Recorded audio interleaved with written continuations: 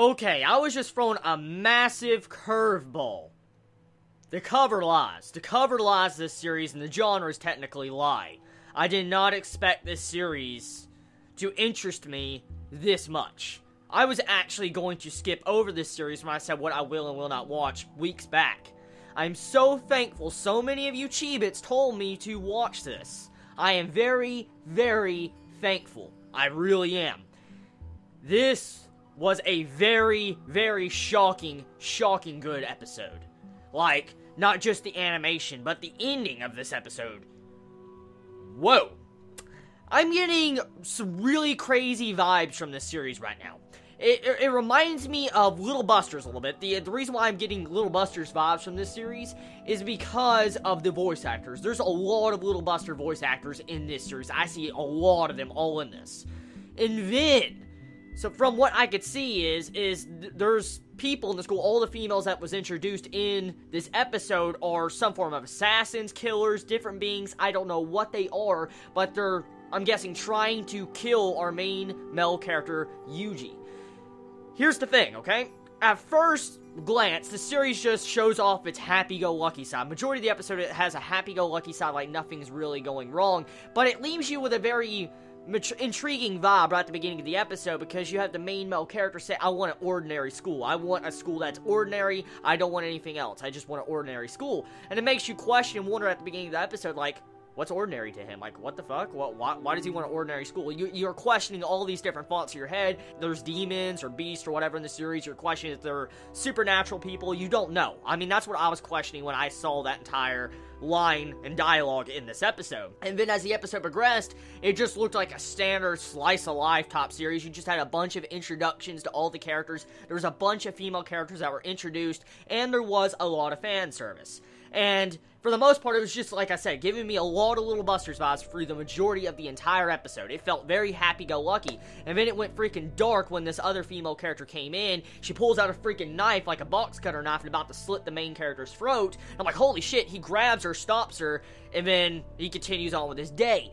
And the crazy thing is the main male character is a very intelligent character. I love the main male character. I'm saying it right now. He is freaking amazing. His personality, his demeanor, the way he's acting, and the way he thinks, it is just so badass. He is the good qualities of a badass character and what I like in a certain male protagonist. I mean, him making fun of a tsundere alone, that was pretty funny. I was actually going to start this review on a comedy note. I was actually going to say, oh, must be rough for a tsundere, huh? I was actually going to start this review on that, but when I saw that ending, I'm like, whoa, back the fuck up. Okay, so this is dark.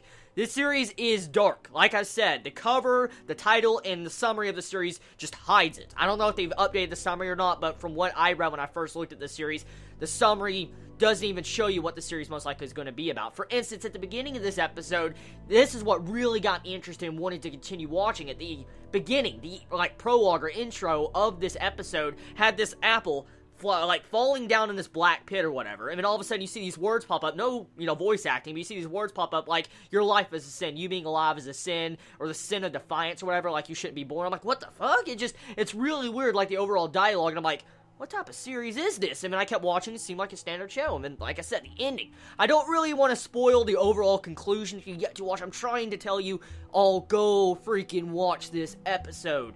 It is really damn good. Looks are deceiving. Like I said, there's a bunch of fan service and slice of life, and I was completely just thinking it was just an average show until that end. Speaking of the overall anime episode, animation.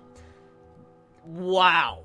Seriously, it seems like all these anime companies have been holding out this entire year. Like, this entire year of anime, a bunch of these companies have been holding out on their animation, their budget and stuff for this season. I guess I know why. It's because fall usually has the best shows, and it's because probably Fate was coming out this season, so most likely a lot of companies want to compete with Fate or different series like Parasite because there's just so much hype building up on them, so they're trying to get their name out there. Either way, the budget in this episode is real. Oh my god. The art style and the animation just look fucking great. It really looks great. It actually reminds me of, like, if I was playing a visual novel game. Like, that's how great great it looks like. Not a still frame visual novel. It looks like an actual animated visual novel. I don't know. It just looks really damn good. It looks like a freaking video game when you're looking at the animation some points of this episode. And I know it's based off of a visual novel. I know for a fact the series is. I was told by a couple Chibits when they were telling me I should actually give this a watch. And like I said, I am glad I did. I am really, really happy I gave this a watch.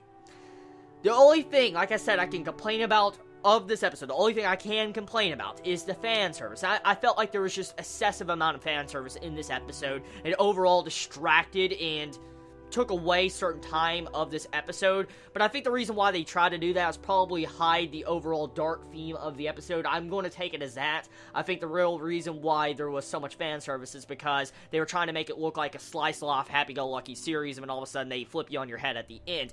I don't know. Overall, great first episode, got me intrigued. I cannot wait for the next episode. I am really hot for the series right now. It is really freaking amazing for what I saw from the first episode. Has a lot of potential.